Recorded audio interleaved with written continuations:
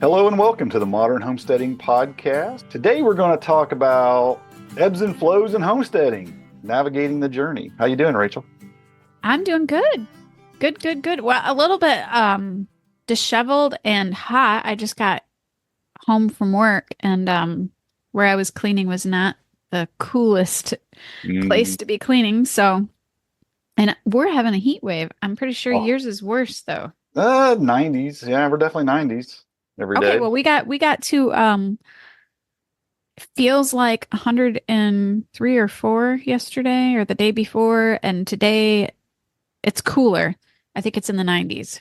It's 90 here. Yeah, we haven't hit 100 Yeah. yet, but it's been no rain too, and that's the problem. It's just not been any rain, so it's hot. Yeah, so we've been doing so good on rain for so long, like every 3-4 Yeah, days. we could a use some nice rain shower. too. Yeah, and then all of a sudden we get this hot temperatures and no rain for days. And I don't see any in the forecast for the next week. So It says it, and then by the time it comes, it dissipates. So yeah. I don't know. I actually watered the garden for the first time this weekend, which Yeah, I've is watered. a far cry from what I've had to do the last several years. The first time the whole season, I watered it. Yep. Yeah, So, I did too. I watered twice already, but all in the last week. I've had to water twice. And boy, I tell you what, I put in extra storage tanks this year and I was glad, but I've also already used over half of that water. oh my. Even with all the storage tanks. I bet I've used about 500 gallons of water just watering twice. Because I That's just your watered rainwater everything. catchment. Rainwater catchment, yeah. Wow. And I've already used over half of it. So yeah, it don't take long to fill back up. But I keep thinking, boy, maybe this will be enough. I don't know if you can ever have enough rainwater catchment. I mean, you Yeah, just see, want to I catch have it no all. idea how much we use because we use the lake. The lake, Like yeah. our big pond. It's actually really just a big pond, but it's called a lake. Yeah, we use that, so I have no idea how much we use when we water. I'm definitely already looking for a place where I'm going to shove a couple more 300-gallon IBC totes to catch even Okay. more rainwater because they Can do you fill like up really fast. can you like double stack them or anything? Yeah, that's what that's what Okay. I want to do. Where I'm going to put the next ones on the other side of the pole barn because I'm not actually catching anything. I got gutters on both sides of the pole barn. I'm actually not catching anything on the gutter off the gutter on the other side. So I need to make a couple catchments over there, Perfect. catch another 600-gallon there. If I double up a couple of those, stack Well, at them. least you have a spot to put it. Yeah, yeah, and there's actually a cement slab even there, so that'll be nice too. I can just stack them right on top of that cement, which will give it some stability. So that'll be nice. Yeah. Um, Perfect. yeah. Well, what's going on at the homestead? Oh my gosh. I'm swimming in strawberries. That's a good So problem. many strawberries. I mean, I don't even know how big it is. We're not measuring in quarts anymore. I mean, Yeah. I'm gallons. I'm Yeah. at like every day I go out. I probably picked 2 gallons this morning before I went to work. What I Every love day. about all the berries coming in is that there's nothing easier to really Oh yeah. preserve. I mean, really, just freeze them or a Yeah. container. So what I do is I will rinse them off and pull the tops off, of course, Mm-hmm. and I'll put them on sheet pans and put the sheet Yep. pans in the freezer. What I do And then too. they roll off like marbles and they don't stick to each other. So Mm-hmm. you can just take a handful, you can just take as many as you need for a smoothie or whatever. Yep. And I really like that method, but it does slow things down a little bit because you can only do as much freezer space as you can put the Yeah. sheet pans in. I'll put a sheet in the regular freezer, and then I'll have another sheet back here in the deep freeze, and Yeah. I'll have a couple trays doing that. You do the same thing because if you just throw them in a bag and freeze them, you're right, it just turns It's a into this big clump. wad Yeah. of berries. But if you freeze them, spread them out on a pan, and yeah, then they just kind of scoop them right up, throw them in a bag, throw them in the freezer, and last the whole year if you get enough of them. And I like to use it. You put them in smoothies. I like to put it in yogurt. I love. Oh, I do that too. Yogurt. I Yeah. use smoothies, yogurt. I did make, it's pretty rare that we do it, but I did make strawberry shortcake, strawberries and cream. But oh, we have so many. I'm actually sick of them. I'm sick of them. All of us are. We're like, I can't eat anymore. I've eaten so many raspberries, black cap raspberries. We have so many of those, and but man, I'll tell you, the kids love them. We got there picking, the grandkids. They just love Right. those things, and yeah, it's funny. My granddaughter, she's been picking tons of them, And I thought she knew there was thorns on the stem because she's been picking them for days. And all of a sudden she grabs it and freaks out because and I'm like, you didn't, I thought she knew those were thorns on those. It got her. And now she's like afraid to pick them. I'm like, you just got to grab the berry. Don't touch the stem. That's funny. Our dogs, well, our older dog will go out and eat them. We have to watch the raspberries when they're ripe because he has access to those and he'll go eat them. Yeah, the gooseberries. This is the best crop of gooseberries I've ever had. I'm having tons of those as well. I don't know about freezing those. They're pretty, I haven't tried. They're more almost like a grape, you They know? are, they Yeah. are. But I mean, you can freeze grapes. Yeah, I So froze maybe you grapes can before. It depends freeze how you're them. going to use them. Yeah. I don't know. Maybe I should just make some jam or something out of those. Those probably make a really good jam. Or what about the other thing I'm probably going to do is dehydrate some. Yeah, probably could. Have you ever dehydrated the gooseberries? No, I mean, I've always gotten in the last couple of years, I planted them a couple of years ago, maybe 3 years ago, and I've just been getting like enough to eat fresh. I Okay. just handful here, handful there. This year, I mean, they just went crazy. So Okay. yeah, I'm getting tons of them now. I'm shocked at how much a little bush can put out. It's amazing. I mean, the Yeah, entire stem will just be completely loaded with them, every branch of the bush. yeah, my strawberries, I literally have my beds are 4 foot wide or 3.5 feet wide. So I made them so I could reach across halfway through both sides. Yeah. And they're only 10 feet long, and I only have two of them. And this is how many berries I'm getting. It's crazy. Wow. Yeah, Yeah. that is wild. I wish I was doing that well in strawberries. My strawberries ain't quite producing like that, but I do love strawberries. So what else you got going on besides berry Well, picking? the heat. And then I'm so excited now that we have more property, we have been making compost. Oh, you got So we your big took compost pile going, a huh? big compost pile instead of like Nice. my little flimsy, tiny one that I have here that I don't feel like ever heats up, so it's not doing its thing right. We have made a big, huge one out of the property with leaves that we actually took from here. They do have dog poop in them, so we're only putting them on trees. I'm not going to put them on Yeah. garden.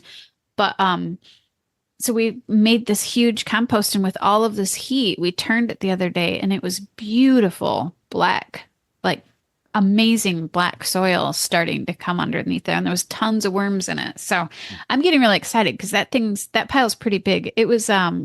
It's probably, well, it started as like 4 or 5 feet tall, maybe 6 feet long, and now it's like Wow. half that.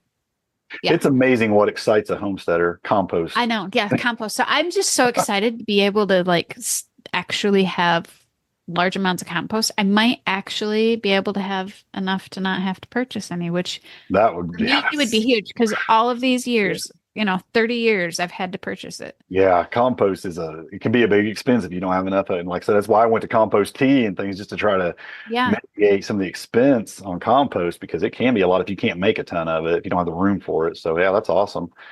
Yeah, so I can't say I'm an expert in it. I definitely have a lot to learn about composting. And now that I'm doing it, I have a little more motivation. You know what's funny learn though? more about it. If you have big enough piles and the time to do it, it's almost impossible to mess it up. Right. It That's takes kind of what longer. I've read is it's I kind of, mean, yeah. I mean, when you're actually trying to make it in smaller amounts in condensed areas in a quick amount of time, that's when it starts getting more scientific, where you have to really have balance and this and that. I mean, you can literally just pile things up and let it decay, and that's compost. And it just takes longer, and it doesn't quite get as hot. I mean, it doesn't maybe have all the benefits, but it's hard to mess up over time. It's just like forest floor, it's It just falls to the ground and it eventually turns to soil. Yeah. It's going to be what you need eventually. It's just how quick and Yeah. So what about you? I see you have some sick for days. I was sick. I had like 5 days of like brutal sickness where I was like 103 temperature, shivering, just sitting around, couldn't hardly stand up. I mean, it was bad. I haven't been like that in a long, long time. yuck.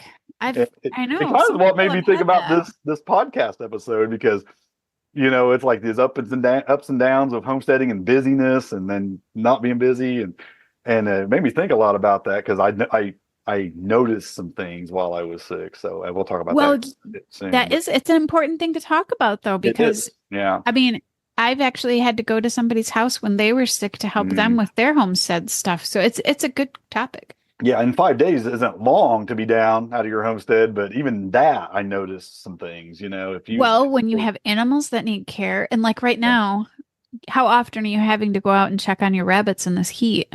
I just it's a twice a day thing. Just make sure they got Okay. water.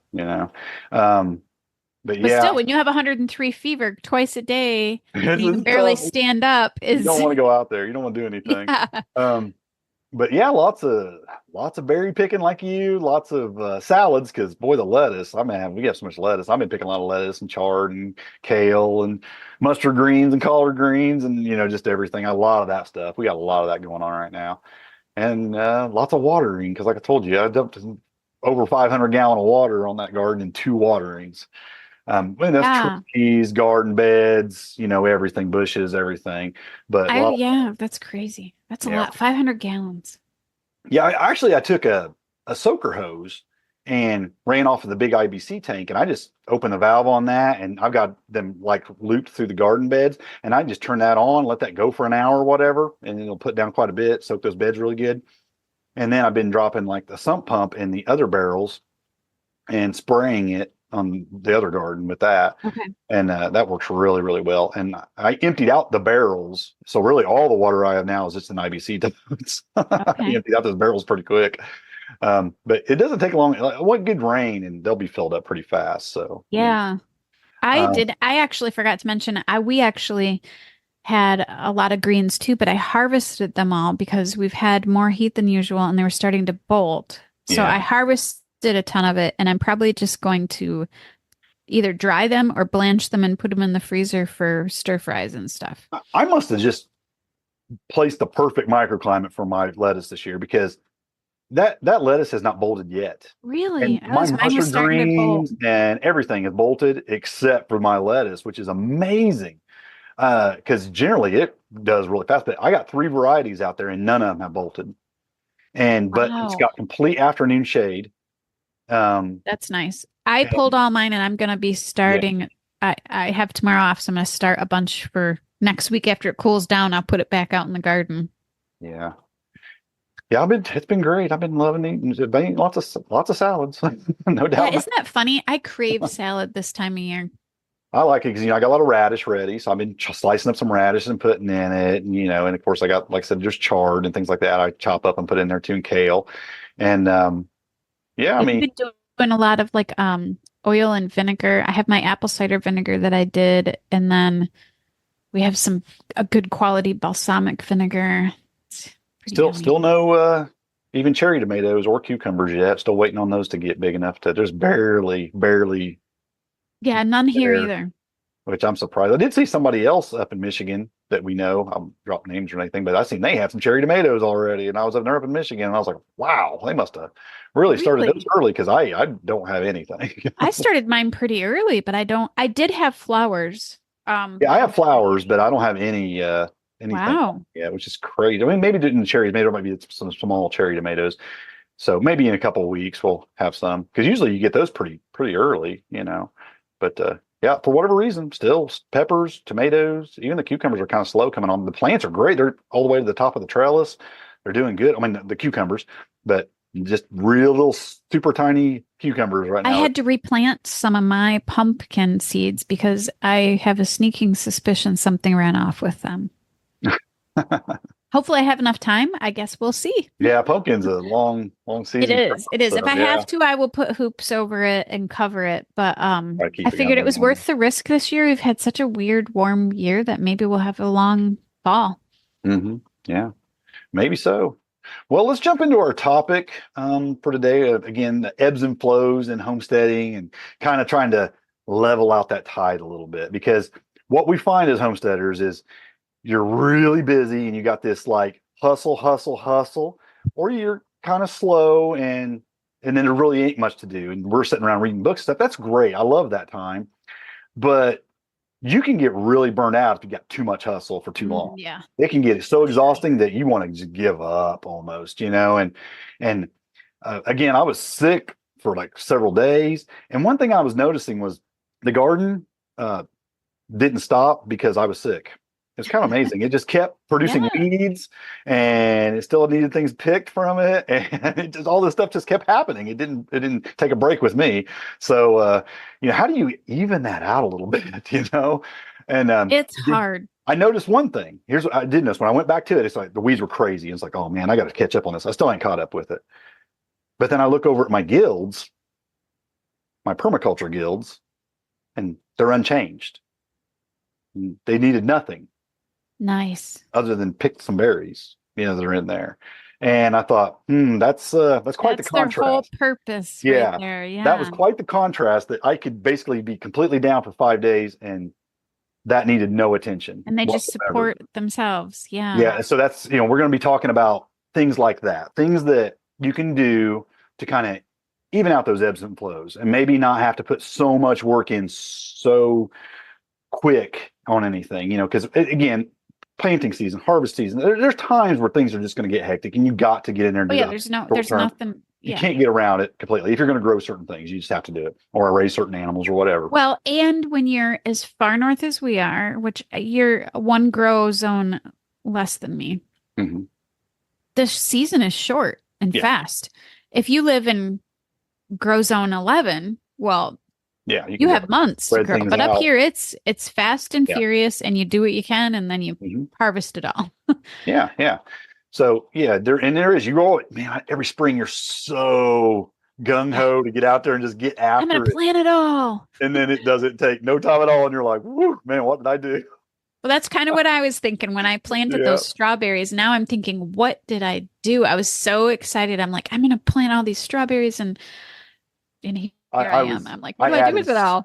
I added so many garden beds this year. I almost doubled the size of my garden this year. Oh my goodness. And then, and it didn't feel like a planting. I mean, yeah, it was a lot of extra planting, but I got through that.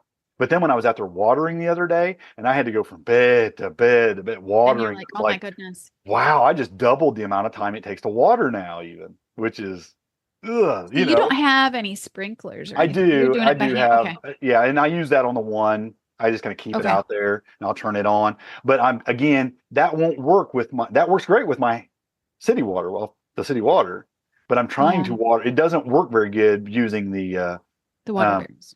yeah, because even though I have a sump pump in there, it just doesn't put out as much pressure, so it doesn't spread as far. It won't throw it out as far. So yeah, I don't use it when I'm using the rainwater. So that really only works when I run out of the rainwater and I want to switch over to city water. Yeah. So there's that. Or I'd have to just move because it doesn't spread it as far. I'd have to just keep moving the sprinkler system around.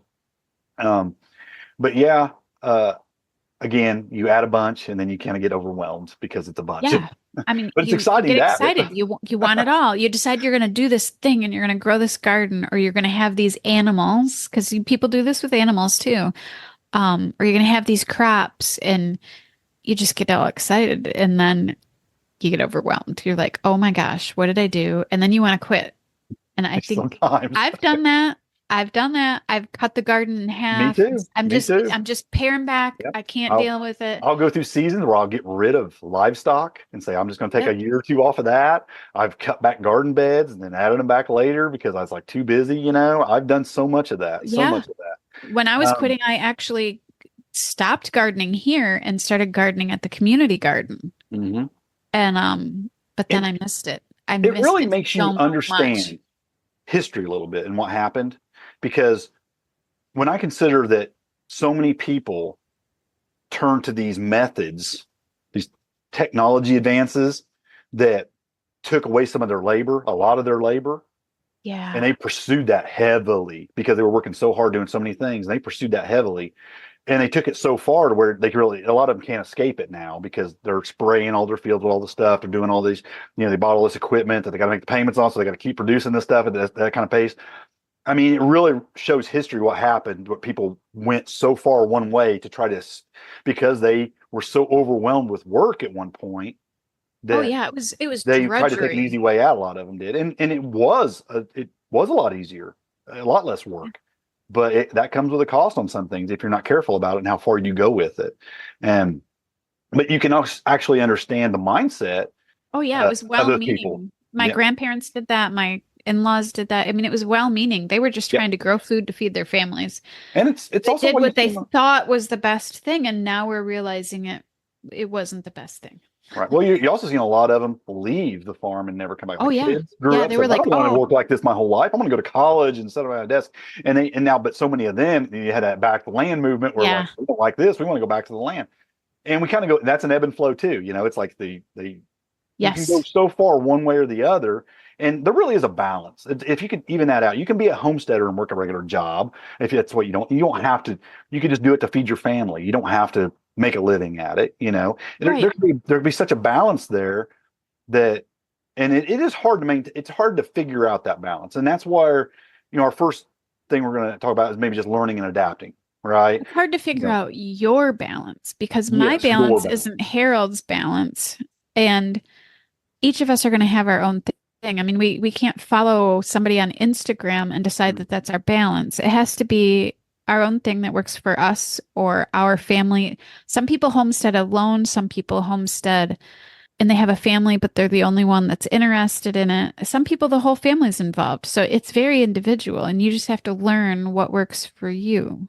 And will we ever figure out that balance in our entire lifetime? I'm not sure. Probably not. But we can Probably always not. fly. And that's where the adapt comes in, because you adapt for seasons, not just life. I mean, it's like you go through a season where you don't want to do that thing for a while. You want to take a break away from it. You can adapt Right. and I think it's important. But like you put in the notes here, start slow and Yeah. add gradually, because I think that's so important, because it's so easy just to go all out. It And is. then It you is. go, man, I don't want to do this because this is too much, and get burned out. It happens with a lot of folks. There's a lot of people who start homesteading that maybe only do it a year or two and then bail out because it's just too much. Yeah, Yeah. I think it's pretty common. I mean, we saw it during the pandemic where a lot of people started homesteading and then they realized it wasn't for them. And so they're not doing it anymore. Um, Yeah. yeah. So And it happens. And but I also think a lot of people really bit off way more than they could chew because especially if you don't know anything. So you don't know how to grow anything and suddenly you planted this huge garden with 20 different crops. That's overwhelming. yeah. And when I started, it was just by default, not because I'm a great planner or anything. It was just tomatoes. I only had tomatoes. And it would be really hard to start with one introduction a year. You'd never have a full garden, but might not want to go and get 50 varieties. Yeah. I think I started out with 2 or 3 raised beds and I planted a couple trees and a couple bushes. With a few things. But then the next year I did go all out. I put in a whole bunch. I mean, it's like I got a little taste of it, and then I went all out the next year, and kind of right. the whole yard. Well, it was then it worked for rough you. though. It was a rough, spring, putting all that in, getting it all. Well, and then you got to know what you're going to do with all that. Yeah. Yeah. And I think, continuous learning is really a big part of that. They learn and adapt, right? You want to continuously learn because you're going to learn new methods that are more efficient and better. You're going to learn, not just in growing, but even in preserving and things that are less labor intensive. You're going to maybe buy tools or equipment that's going to make that job easier. I mean, if you ever plucked a chicken by hand versus using a chicken plucker, it's a big difference. It's a big difference. It is a big difference. So, I mean, there's just things that can make a job easier, but it just takes time and learning. And of course, we'll talk about permaculture in a few minutes. There's just things you can do that make a big difference. And you got to be able to adapt, yearly, like weather conditions and situations and seasons of life. You're going to have, maybe you had a death in the family and it's going to affect you. Maybe you have a season of sickness. It's going to affect you. Maybe we haven't remember the last couple of years when we had these crazy droughts and that's going to affect you. And you just got to be so willing to adapt as a homesteader to try to level out that ebb and flow a little bit. Yeah, we do. And right now we're in this crazy season of technology just by leaps and bounds growing every year, which can be really helpful to the homesteader. So, learning some of those things, I'm really bad at that. You're very good at it. I think we're also in a time of information overload too. Yes, We've got for sure. so much information coming at us all the time. Yeah, and it's like, which way do I go and how much do I take on at one time? And I mean, there's just so many things that, and you really have to just consider all the things and find the ones that fit your life. and try, and I've tried so many things that didn't stick, that I thought, well, I'll try that. I heard somebody talking about it or seen a YouTube video about it, and I just Yeah. tried it. It didn't work, or maybe I didn't do it. Maybe I should have tried it some more to make it work, but there's so much of that, there's just an information overload, I think. Isn't it Joel Salatin that said good enough is perfect? Well, there's a lot of people that say that, but I Right. agree Yeah. with it I mean, too. and sometimes with homesteading, a lot of times that good enough is perfect. I The tomatoes growing and they're doing well. And yeah, maybe they have some weeds and they're not perfect, but good enough is perfect. I shared this. I shared a meme on some social media this week, and it was like a Pac-Man. Did you see that? As a I ghost chasing the didn't. Pac-Man, and it was talking about procrastination, perfectionism, and imposter syndrome, and they're chasing the Pac-Man. Of course, then Yes. he gets the power thing, and it's purpose, and he turns on and he's chasing them down. And there's a lot in that too. I think if you can keep your mind on your purpose and your reason for doing it, it can energize you a lot to overcome those things, that procrastination, That's that so true. perfectionism. That's so true. Yeah, if you're not constantly keeping your eyes on the reasons you're doing this, finding your purpose in it, you're going to have no energy for it whatsoever. Yeah, and I think we might have to continually remind ourselves of that goal. Hmm. And maybe it's a good thing for you to write it down and hang it somewhere so Yeah, you can, if you're struggling with this, because it's so easy to get sidetracked in today's world with your why. yeah, I agree. I think that's not a bad idea, posting it up somewhere and keeping your eyes on it constantly, because it is easy to get. We're forgetful people. I Yeah. mean, watch the news. I mean, you can have world-changing events, and a week later, it's like it never happened because you on to the next thing, right? Yeah. And for And you and I, this is we both, for us, it's been a health journey. This Mhm. is provides us the healthiest food that we can. For some people, it's going to be about affordability.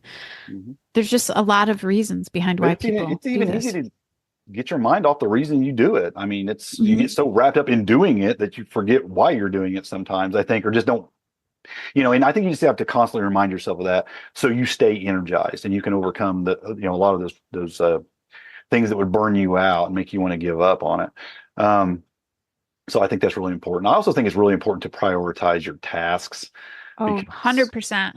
That it's so easy to do the things that aren't that important, I think that is one of the biggest pitfalls of everyday life, let alone homesteading. Yeah. For me, I'm a list person. Now, some people might be Mhm. more of a Me too. digital list person. I like paper, and maybe something else works for somebody else. Digital list for Yeah. me. But for me, like making that list and then I'll break that list apart and go, okay, what absolutely has to be done? What should be done first? What needs to be done later?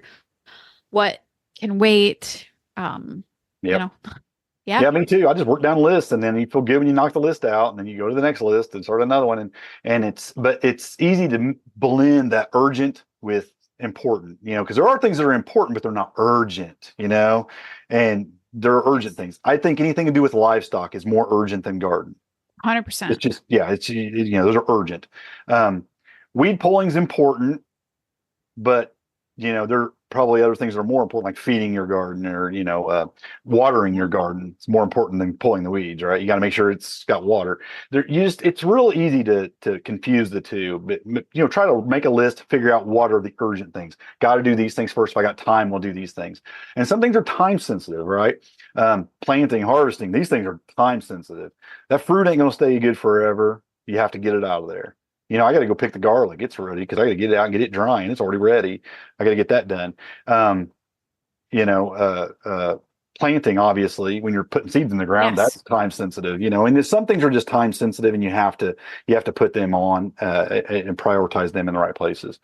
But what I was saying earlier about my guilds versus my regular vegetable garden is, I think we need to be practicing sustainable farming more.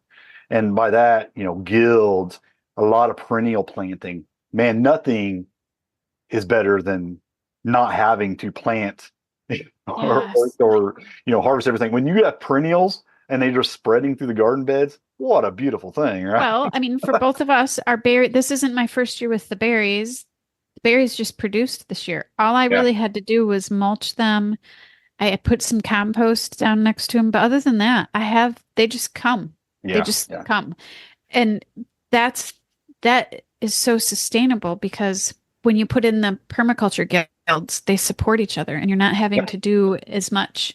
You're not having to water them as much because Generally, the you have way that mulch they're and the chop and growing. drop and everything in there. It's Yeah, weed all of that. It's so suppression. much more Yeah. sustainable, not About to just for the water them. environment, but Yeah. for you personally, because you're not putting the inputs into it. You're not Yeah. putting the time into it. It takes a lot of time up front to put them in. Yes. And you know, yeah, exactly. There is a time where it's urgent to get them started and get them going, get them built. But then once they're established, Yeah. I mean, you can go weeks without really giving them any I'm attention. working on making my orchard into a huge one right now. It's It's amazing the things you can get that are perennials. I mean, you can get like perennial spinaches and yeah. onions, and I mean all these things that we think that you have to plant every year. You can get all this stuff in perennial. A I lot of had these things in just heard perennial. about perennial arugula, and arugula is one of Mm, our favorite. I mean, it's one of my yeah, favorite greens. So I'm like, I gotta hunt that down. yeah. I mean, there's so many things. If you just do a little bit of homework, you can find perennials that will work in your area on a lot of these things as substitutes.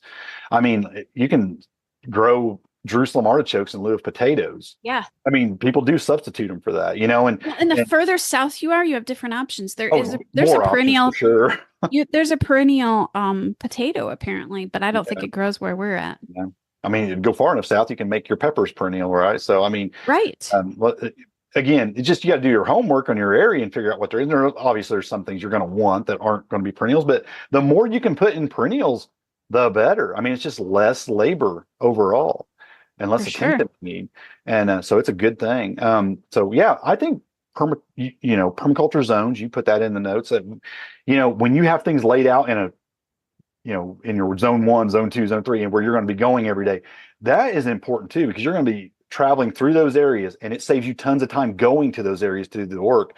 Again, it's Yes. all part of the sustainable farming to do it in a way that makes sense. It's the most efficient way of gardening, I think. Yeah, I mean, Well, Bill Mollison made those zones for a reason because yeah, they work and they're practical. I mean, you go to the chicken coop every day, and that's why it's in your zone one, and or is yeah, it zone? Yeah, and but there's places you don't need to go every day, and those are yeah. your different zones, and those zones are designed for that reason. And like I said, permaculture sounds good. It's all perennials, but it isn't all perennials. You got your annuals in there too. It's just when you Yeah, set the zones up right, you want to make it to where you're going through those areas every day. The stuff's in the places where you can grab them. You got your tools close by. You got everything kind of arranged in a way that it doesn't sound like it saves you a lot of time per visit, but over a year, you save hours upon hours if you design it yeah, right. and I Some, feel like if you properly design using permaculture zones, and then you combine that with some other things going on um that we have like lean farming, which was yeah, our next topic, which was yeah, organizing and decluttering. Lean hmm, farming can be used on a really large scale for big farms, which is what Ben Hartman is doing with it, is he's actually selling using it. But you can use it on your small homestead too. I mean, it's things like having I saw this cool chicken coop design where they had an entryway to the chicken coop, and that was where all the feed and everything was stored for the chicken coop. And then you entered the chicken coop. All the stuff you need is right there hmm, instead of hauling it back and forth, back and yeah, forth.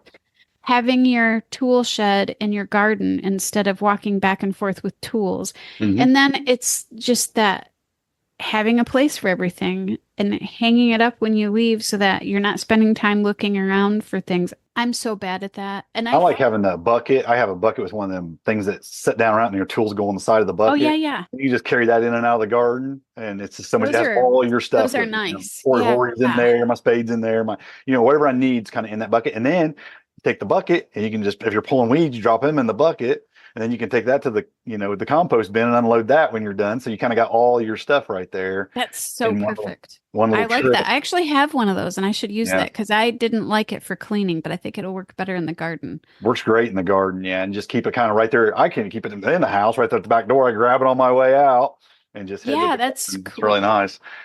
Yeah, so there's it's working smarter, not harder, but it does take some time to think through. But the great thing is we have technology. We have this thing called YouTube, and we have this amazing thing called books.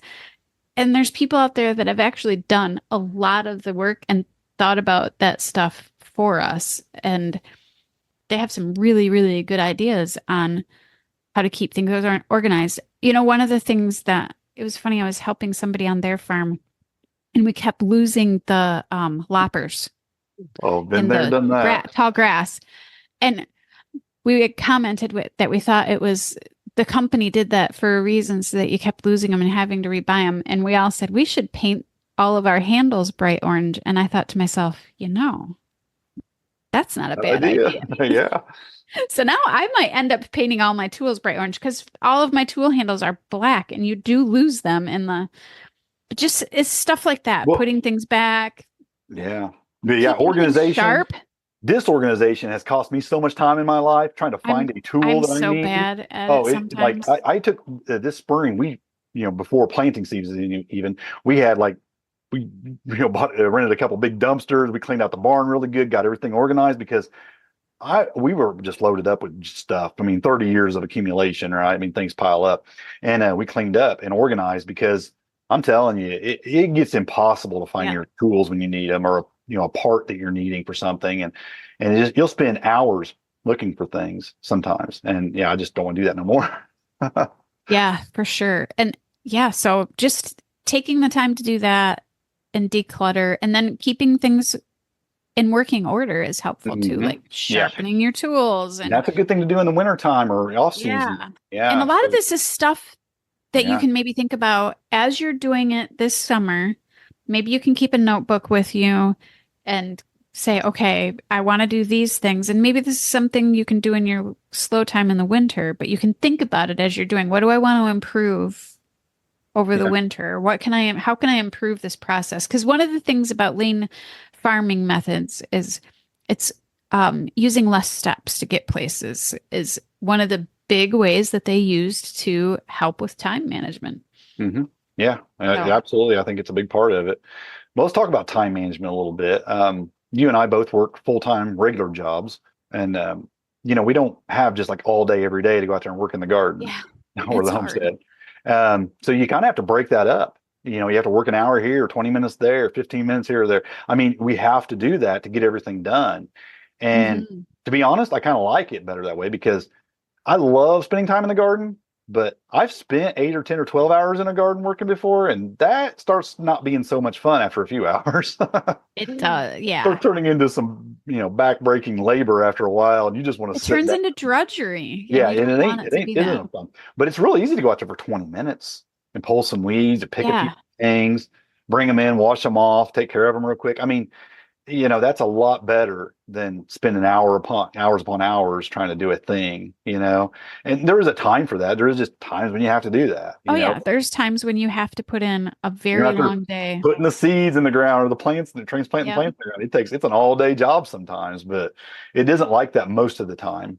There's just seasons of that.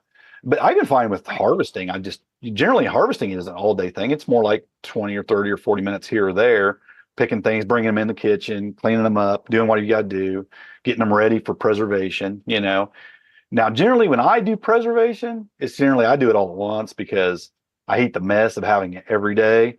Yeah, I tend to as well. Yeah, because it makes such a big mess that I just want to kind of do it all at once, get it cleaned up, Right. be done with it. Versus, Specifically canning. yes, With freezing, I will do smaller yeah, me batches. too. Yeah, me too. Yeah. But when you're doing canning, it just if you're doing that every day, it's big messes. Now I do small batch stuff, like if I'm cooking things and you want to can them after you're done, like you make a big batch of soup, and I'll make because Right. we have a small canner, we'll just throw that in and do some small batch stuff. But if I'm going to like say bring in the tomato harvest or bring in the bean harvest, we're going to do all that kind of at once and kind of get that done, in a big batch, and then we might save for another week or two, then do it all at once again on a day, instead of Right. trying to do a little bit every day. So some things work better in small increments. Some things maybe it's better to just get them over with. Yeah.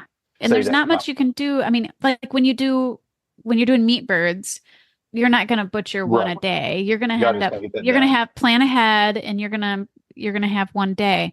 And I was thinking about that like with beds, it's okay if you don't do all the weeding in one day. You can Yeah. weed a couple of beds. You can say, Mhm. "Okay, I got 20 minutes, set your timer and weed and then come and I then did the that next day do today. it again." I did that. I Yeah. took 2 beds and went out there and weeded 2 beds, before we jumped down this podcast a little bit ago, and just got them done. And yeah, Yeah. there's a lot to do. I mean, but one And bed I at a was thinking about that even with animals when I used to volunteer at the horse rescue. Not all the animals got their hooves cleaned every day. time. They would rotate through. I mean, and you obviously want to check on your animal's welfare every day, but I'm talking when you go like some of the deeper things, Really like if you thorough. have, Yeah. yeah, so you're going to want to check when you have animals that have hooves that might need trimming or Hmm. care, you could do one animal a day or two animals a day Yeah. and really get thorough with it and check and make sure their feet Hmm. are healthy and they don't need attention. A little bit longer of a visit with them instead of doing all of them at once. So, Yeah. And yeah, we already mentioned earlier about kind of taking advantage of the slow times in winter time. And we talk about that all the time on all the podcasts.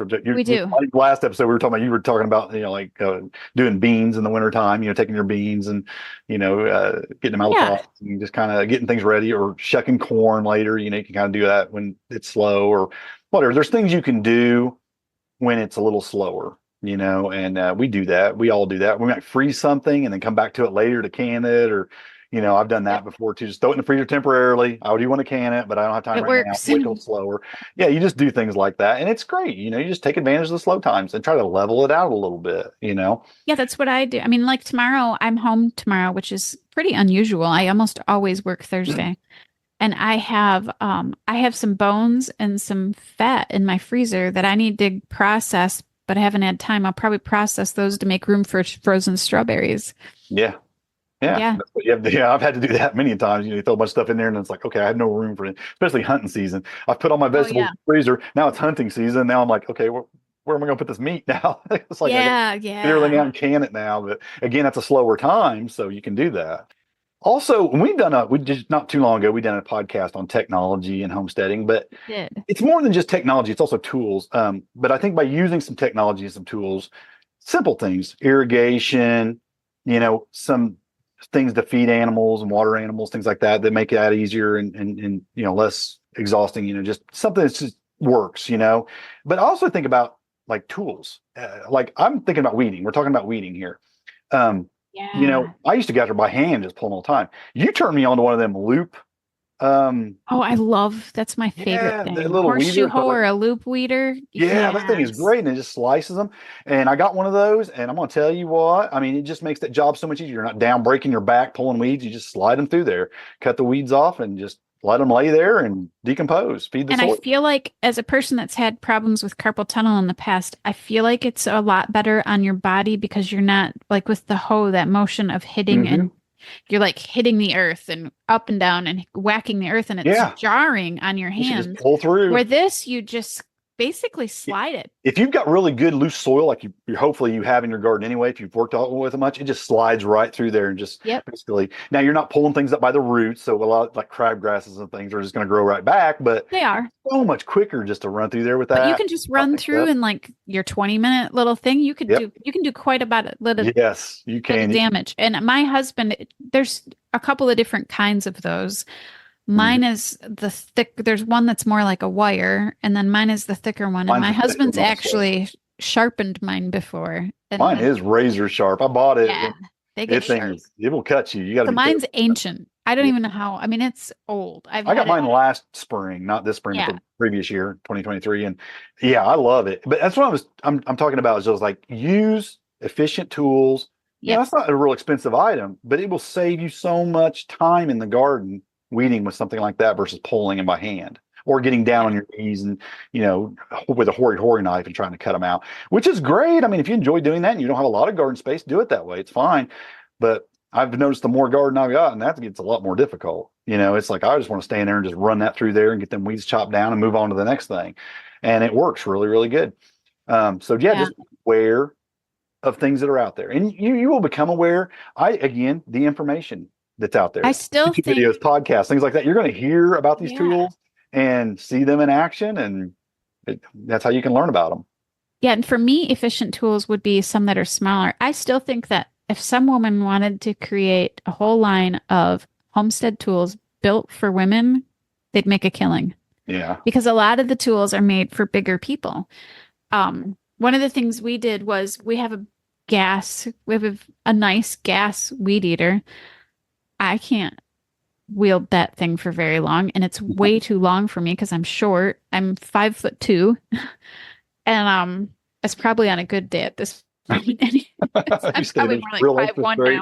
now. But we found a much lighter one. We started using a battery powered one. Uh-huh. That works great for me. It's a lot lighter, it's shorter. I can move the handle up and down, and it just works way better for me. So, the tools that work for you too. And Yeah. yep. Yeah, I think it's real important to stay up to date on that. Look for things. If you know there's a task that's really tough on you, maybe look for tools that will make Yeah, that job because easier. if you get hurt or end up sore, you're not going to enjoy this. Or you're just not gonna be able to do it. And then Right. again, things get out of hand really fast. Like I said, sick for 5 days, and I've seen the things got crazy around here. So yeah, just be aware of that. Our next thing is just delegate and share responsibilities. Not everybody has this option. You've noted that in our notes that you may Yeah. be the only one. If you're Yeah, sometimes some of us homestead and the other person just doesn't care. yeah, They're and not interested, and that's it may not okay. be fair to try to force what you want Right. to do on even your significant other. I mean, that's fine, or your kids if they're But just if that's the case, you need to plan for that. You need to yes. not expect that help's going to be there. You need to plan accordingly. But if you do have help, it Yes, does make the job so much it easier. does. If your family can be really involved with it, and Or especially a friends couple, even. it makes the world difference. Yeah, invite friends, the community. You can even hire help, but if you can even do sharing, Yeah.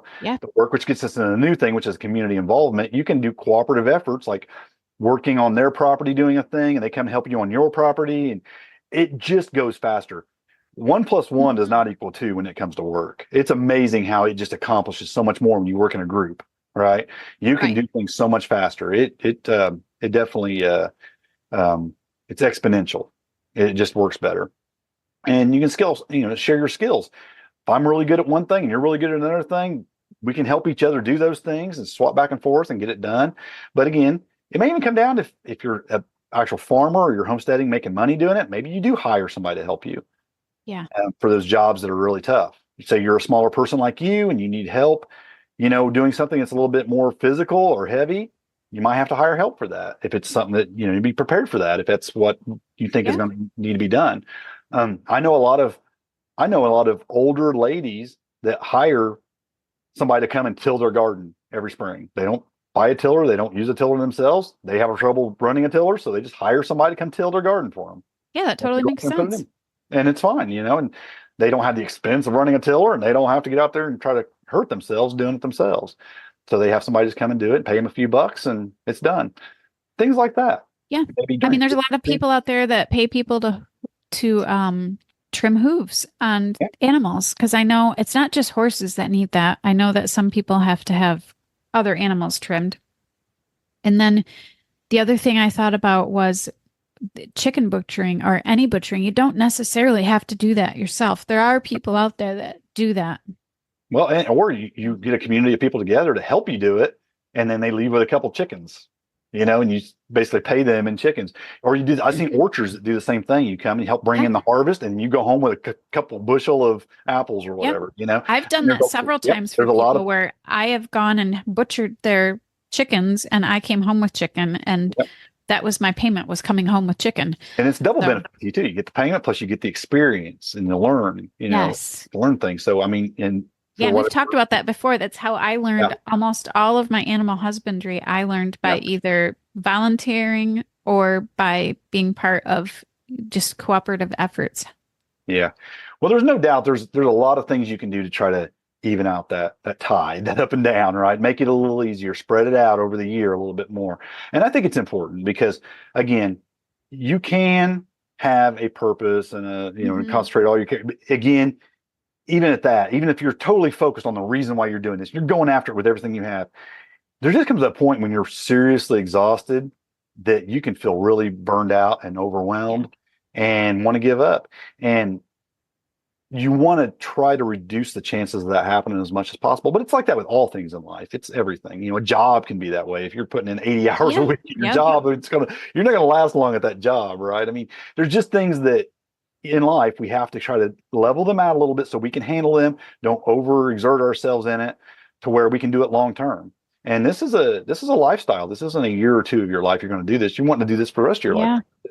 Make this a lifelong thing. And to do that, you need to again, if you, even a lot of these things, if you do them, you might have to work a little harder in the beginning, but if you do them right, they get better as time goes on, especially if you're taking like a permaculture view on a lot of planting and things. Yeah, I And mean, you and I want to be because here podcasting in 30 years. that's right, that's right.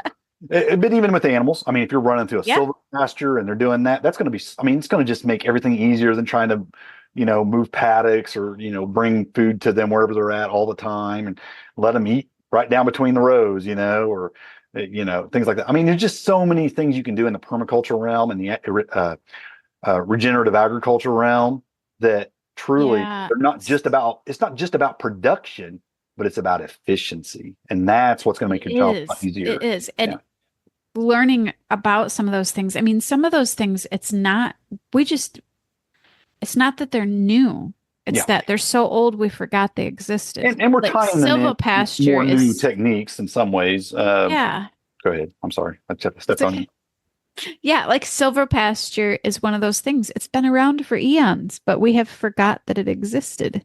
So it's relearning some of these old things, and there's starting to be more and more information out there, which is wonderful. You're seeing more and more people use those systems, and with Nick Ferguson using fodder. It's not just about saving money. Some of those things save you time, they save your back, they save labor.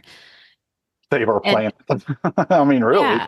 Yeah. And you just have to look at the whole picture and see what works for you and what works for your land too. Because not everybody's going to have the land that this works for. Not everybody, like you have smaller animals. You're not going to have cows. So for you, you are going to have things that you take to your animals. You don't think I should just cage up a cow out here in my front yard? I mean, you could. Might give you a little bit too much attention. My thought is I probably wouldn't be long on the homestead if I did that. Probably not.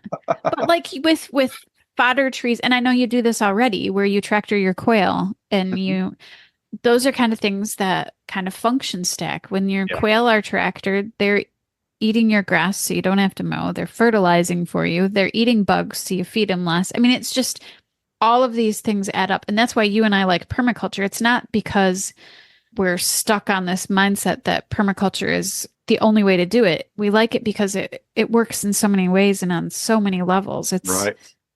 Yeah, I mean, it's efficient. It's just everything. It works so well. That's why the reason I'm not having to pull weeds out of my guilds is because there's a bunch of wood chips there. The reason I'm not having to water it is the same reason. A bunch of wood chips there helping the soil stay more. I mean, you can apply these things to your regular garden as well. I mean, I probably need to do more of that in my regular annual garden. Oh yeah, all of us things to cover, and cover up the weeds, and it would reduce a lot of the labor there too. I mean, there's every year I think of things that I need to just keep progressing on to try to reduce that labor and make everything just function better. And there's still a ton to do. I mean, I look around and I go, man, I still need to do that and that and that. And there's a list. Right. But prioritize the important, I guess Yeah. And I guess what I was trying to say was, and I didn't think about it this way, but basically permaculture, if you're new to it, it mimics nature. Yeah. Nature doesn't need watering and mulch because it does it itself. It magically does that itself. And that's what permaculture is trying to do, is trying to mimic nature as much as possible because it's less work. If you've got a pile, say 8 inches of mulch sitting somewhere, you can go 3 weeks into a drought and move away, and that soil will be moist under that mulch. It will be. It's amazing. Yeah. And that's what we're trying to mimic nature. And because nature knows best, it knows what works. It works. And you can implement these things. You can't implement them sometimes fully like nature would do it, but you can definitely imitate it enough to where it makes a huge difference on your homestead. So I guess we'll leave it at that. I mean, there's a few ideas. There's probably 1,000 more ideas of things. I'm sure. To definitely level out and kind of level out that ebb and flow of busy versus slow, hectic versus controllable. I mean, you just got to try to narrow it in a little bit. There's still going to be a little bit busy and a little bit slower than normal times, no matter how much you try to level it out. But that's good. I think that's fine. It's all right to be busy for short seasons, and it'd be boring if it was Yeah, if always you the just same. yeah, go out and do the exact same things every day, yeah, it'd be boring. So, and I really like those really slow times too, because I want to sit down and read a book for 2 or 3 hours or Yes, something, you know. speaking of, we always do a book recommendation. Did you have one?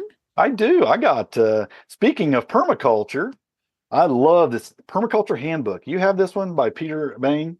I don't have it, but I have read it. I checked it This out at the thing is a library. monster. It's like 450 pages or something like that.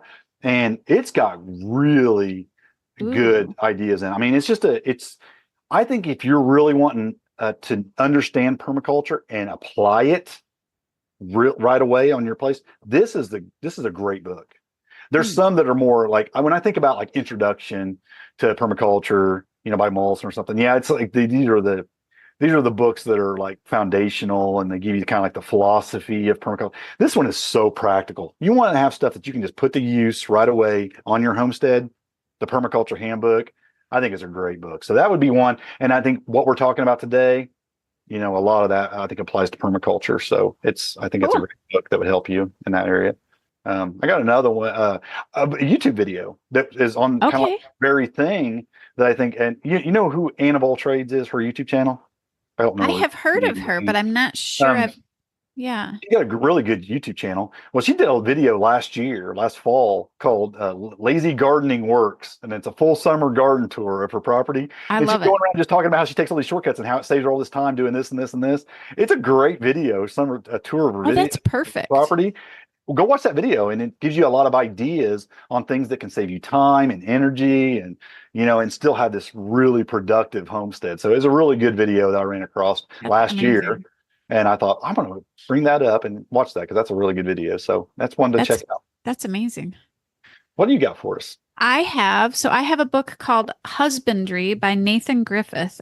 Um, I don't remember how I ran across. Yes, I do. I was actually in the library and our library had this book on the shelf and I thought, well, this looks really interesting. I'm going to check it out.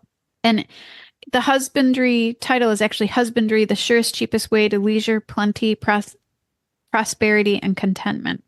Mm. And he was actually, I believe, a classical musician.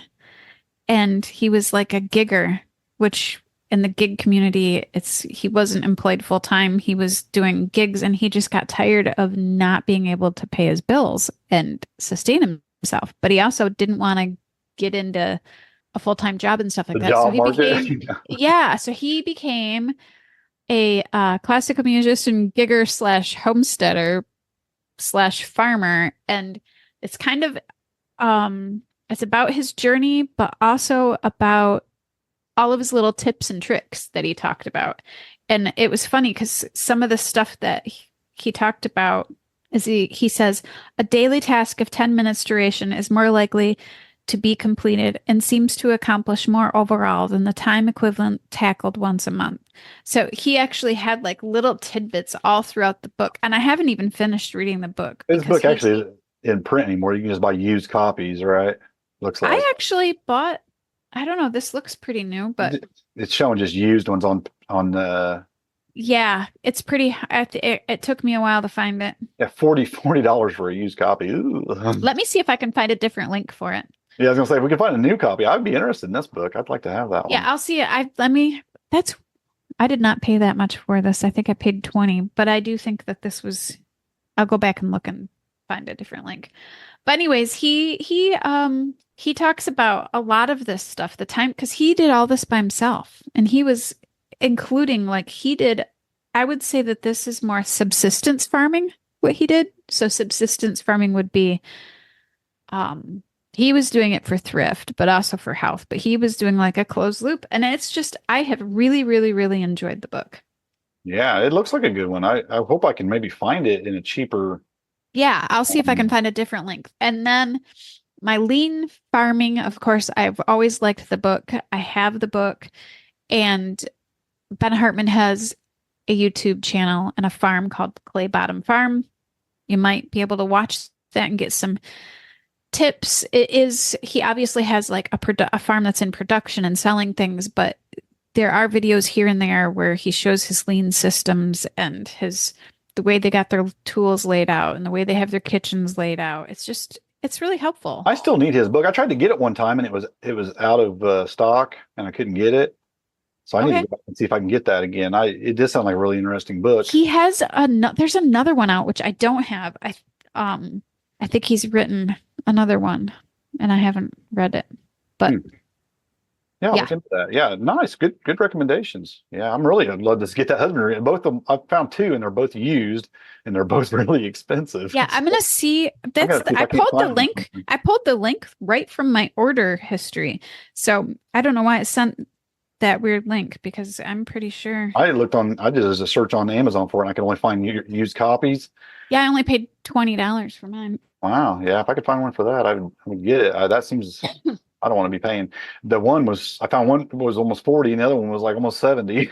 So I was like, Yeah, oh, I know you would really like it. He does yeah, get into looks like talking about animals, but he also talks about fruits and nuts and stuff like that. And he talks about organizing things for as you age too, which I really liked that personally. And for less labor and for things that are better on your shoulders and all of those things add up over time, especially when you're a little bit older like we are.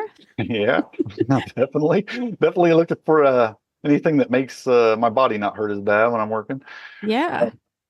I also read an article couple weeks ago called "Is Modern Homesteading More About Slow Living or Hustle Culture?" And it was something that was on my mind because of these busy times. We kind of hear it touted a lot, like homesteading is slow living, but lately I've noticed that hasn't been my experience. I've let kind of like the Yeah. hustle culture kind of take over a little bit in my thinking, and I've just found myself busy all the time, even when it ain't all about the garden and the livestock. I still find myself busy because I'm doing content creation and things like that, and it becomes this Yeah. hustle culture, right?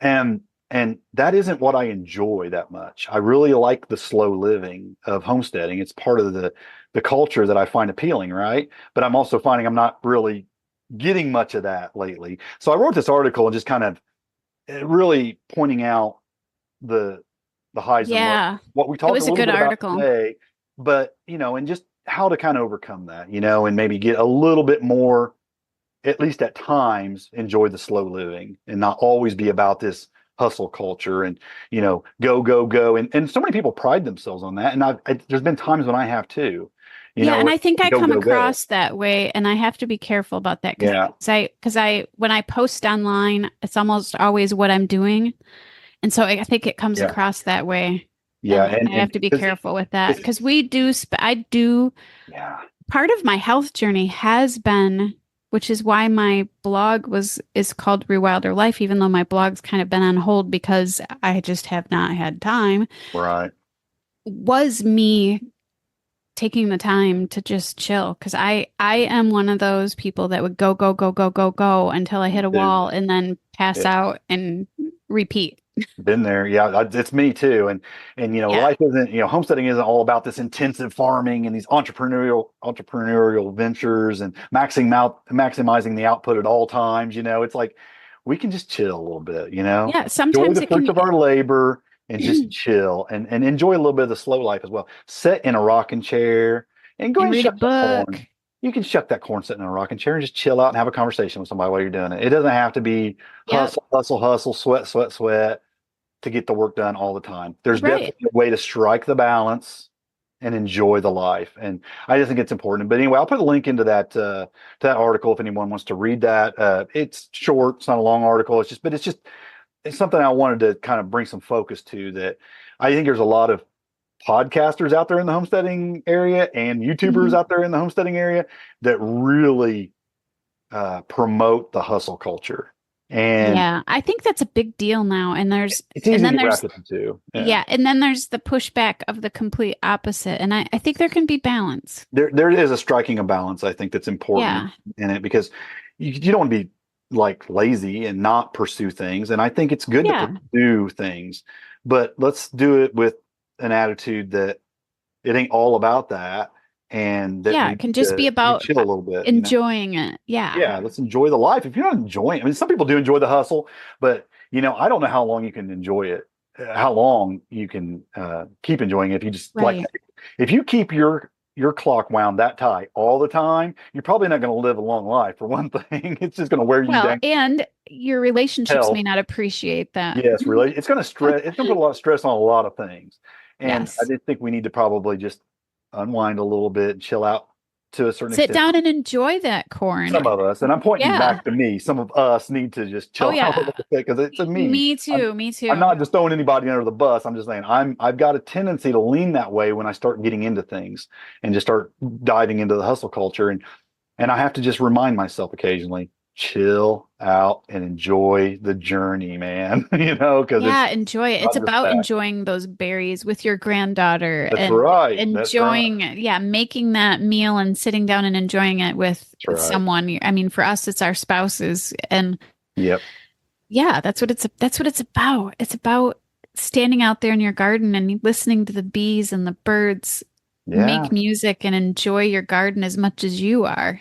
Just every once in a while, take a cup of coffee out there in the morning and just sit down on a lawn chair and just stare at what's going on in the garden. And it's a wonderful time. And if we're just always about pulling the weeds and doing this and doing that, it's like if we think every single uh, woke moment needs to be spent doing, Yeah.